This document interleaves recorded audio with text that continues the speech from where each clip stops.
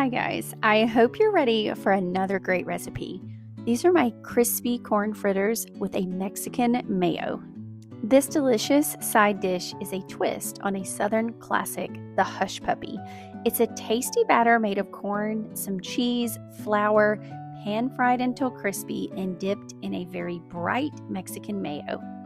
So as you can see, the first thing I'm going to do is make my Mexican mayo. I just took some mayonnaise, some lime juice, sriracha, garlic powder, black pepper, and tahini, and then I'm going to mix that all together and add some fresh cilantro. When I get it ready, I'm going to pop it in the fridge until the fritters are finished cooking. So I mentioned Hush Puppies earlier, and I feel like I need to elaborate for those of you who are not familiar with this Southern staple. Hush Puppies are little spoonfuls of dough. They're filled with corn, and in my family, we like jalapenos in ours. They're deep fried until they're golden brown and they're crispy. In my family, we also made Hush Puppies to go along with our fried fish.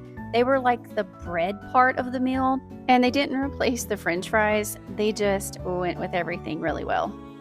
So these crispy corn fritters are very similar to Hush Puppies, but there are a few key differences. First, let's look at how they're alike. They're both made with flour, cornmeal, whole kernel corn, and they are fried. Now, here are the differences. My corn fritters have a little bit of cheddar cheese to give it some creaminess, and I also changed the shape. So I make them less puffy and I made them flatter, which means they'll get crispier. Hush Puppies are traditionally round and they're deep fried, but my fritters are flat and they are pan fried. So to make the fritters, I'm just going to add some all-purpose flour, cornmeal, baking powder, some Cajun seasoning, a little bit of sugar to a mixing bowl. And then in a separate bowl, I'm going to do my wet ingredients, which is 1 large egg, some milk, and a little bit of melted butter.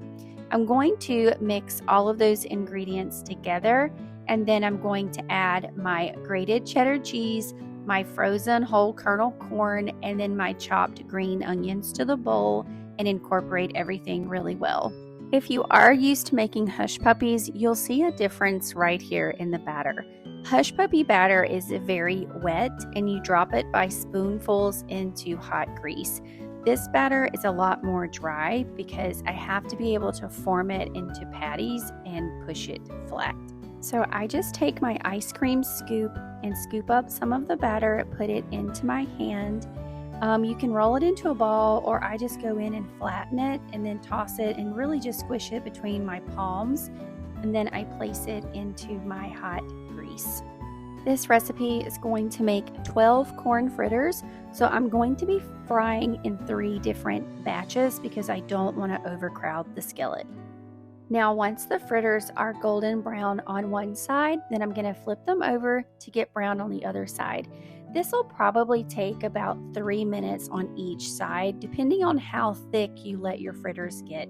If you flatten them even flatter, then of course it'll take less time because they will be thinner. And it really shouldn't be that hard to flip them, but I was using a spatula that was way too thick and it was hard for me to get under the corn fritters. So anyway, I used the side of the skillet to pop them over. Just make sure that when you do turn them over, that you do that away from you so that you don't get splattered with hot grease. Then we're going to remove our fritters from the skillet to a paper towel lined plate to drain the excess oil. I actually like to do this on my wooden cutting board. And then I'm going to go in with my second batch.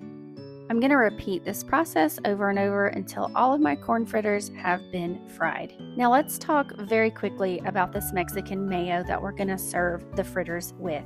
It's actually the same sauce that I use for my Mexican street corn ribs, and my family has fallen in love with it. The mayo gives a creamy texture, but the lime juice and the tahini makes it a lot brighter and less heavy. A good amount of black pepper and sriracha also offer a nice kick, and then the cilantro brings a freshness. The full recipe and details can be found on my blog. The link is in the description. You have to make it, guys. You have to.